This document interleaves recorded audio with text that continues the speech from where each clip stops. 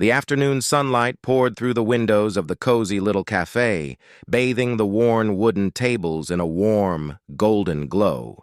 Madison Hayes sat alone, nervously adjusting her simple cream-colored dress and glancing at her phone for the 10th time in as many minutes. At 25, she had been on only 3 dates in her life, and each had ended in disaster. She was fairly certain this one wouldn't be any different. Her friend Alexis had arranged the meeting, insisting Madison needed to step back into the dating world after a tough breakup 2 years earlier. According to Alexis, the man she was about to meet was kind, successful, and genuinely interested in her. Madison, however, wasn't convinced. Men like that didn't show up for blind dates with kindergarten teachers living in tiny studios. Driving cars held together more by hope than by mechanics. She was just about to text Alexis with an excuse to leave when the cafe door opened. A man stepped inside carrying a large bouquet of white daisies. Handsome, almost unfairly so, he appeared to be around 30, wearing a gray coat over dark clothing that suggested understated wealth. His eyes swept the room until they rested on Madison, and a warm smile spread across his face. Madison's first thought, this must be some kind of joke. A man who looked like he'd stepped out of a magazine couldn't possibly be here for her. He approached her table. "Madison?" she asked, her voice shaky. "Yes," he replied, holding out the daisies. "I'm Daniel. These are for you. I hope you like them." Madison accepted the flowers, still bewildered. "They're beautiful. But is this a joke? Did Alexis set this up as some prank?" Daniel's smile wavered. "A prank? No? Why would you think that?" "Because men who look like you and carry flowers like these don't go on blind dates with women like me," Madison said bluntly. "So either this is a prank or you're here for the wrong person, or I'm about to be on a hidden camera show." "Which is it?" Daniel asked, sitting across from her. His expression shifted from confusion to understanding, then to something like sadness. "Madison, I'm here because Alexis told me about an incredible woman, a kindergarten teacher who volunteers at animal shelters on weekends, who makes her students laugh while teaching them kindness. She said you were genuine and warm, exactly the kind of person I wanted to meet. None of that suggested a prank." Madison felt her cheeks flush. "I'm sorry. That was rude. It's hard to believe this is real." "Why?" Daniel asked gently. "Because you're obviously successful and polished, and I'm a kindergarten teacher who can barely cover rent," she admitted. "We're from different worlds. It doesn't make sense. Can I tell you something?" Daniel leaned forward. "I'm the CEO of a tech company. I have money, success, everything people assume matters. But I've been on countless dates with women interested only in my bank account, my connections, my ability to get them into exclusive places. None of them cared about who I actually am. Alexis said you were different. She said you valued character over circumstances. I'm hoping she was right." Madison studied him, searching for any sign of insincerity, and found none. "Okay, let's start over," she said. "Hi, I'm Madison. I teach 5-year-olds their ABCs and how to share. I have a cat named Professor Whiskers because I thought it was funny." Daniel laughed, genuinely, and the sound lit up his face. "Hi, I'm Daniel. I started a software company in my garage 7 years ago, and now, well, it's worth more than I know what to do with. I still can't cook much beyond toast, and I have an irrational fear of birds."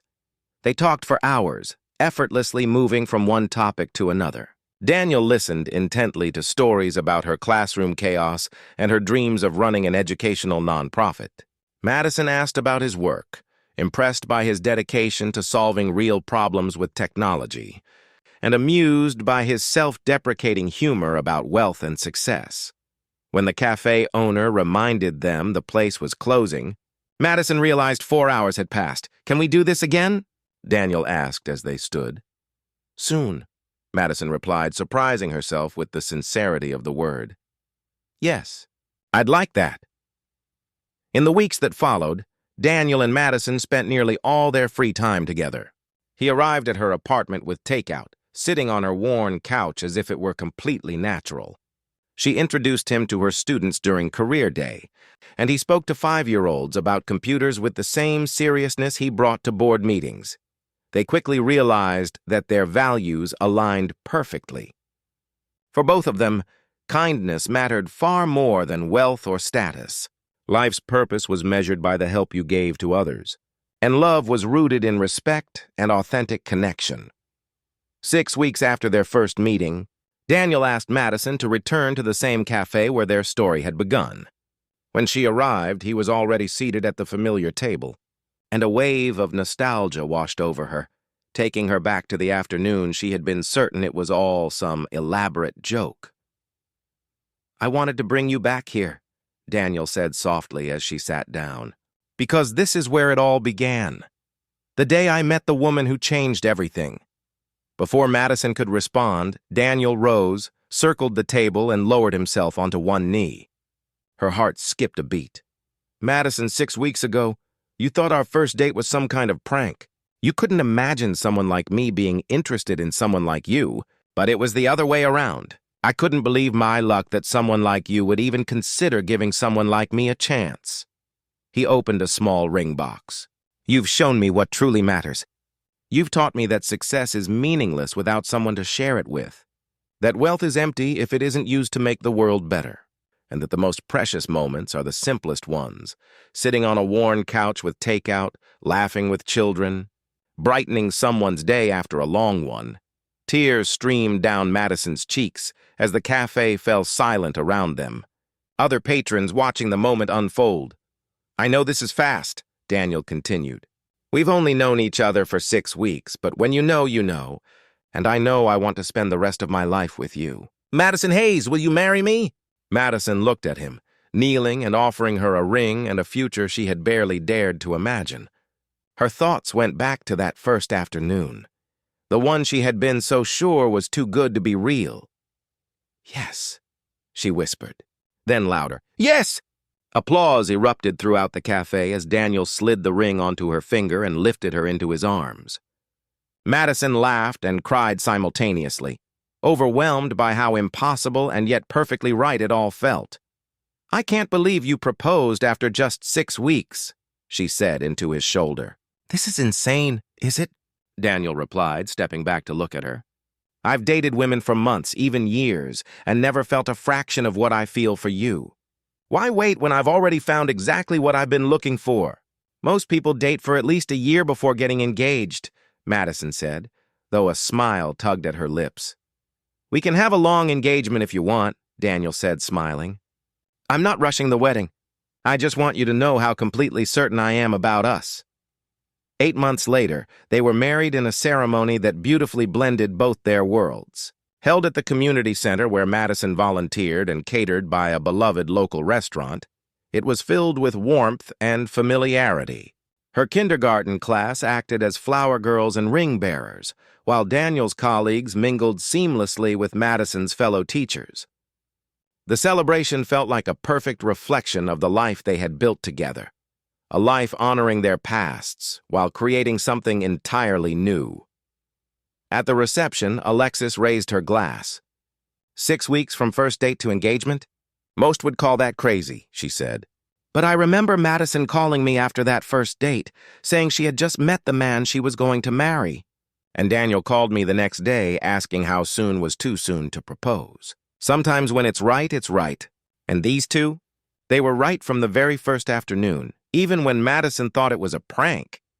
Madison laughed, recalling her disbelief and fear from that day.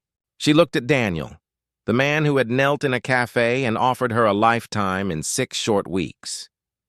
And she knew that the best moments often arrive when we stop trying to force sense onto them, when we trust the feeling that says, "This is right, this is real, this is exactly where we're supposed to be."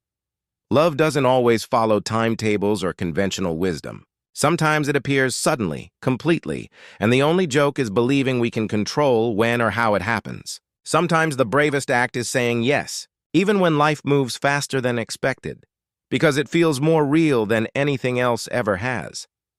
If this story touched your heart, share it with others. Celebrate the unexpected proposals, whirlwind romances that endure, and the moments when taking a leap of faith leads to lasting happiness. Comment and tell us about a time you immediately recognized someone special or trusted your heart despite the odds. Your story could inspire someone else to embrace love when it arrives, completely and without warning.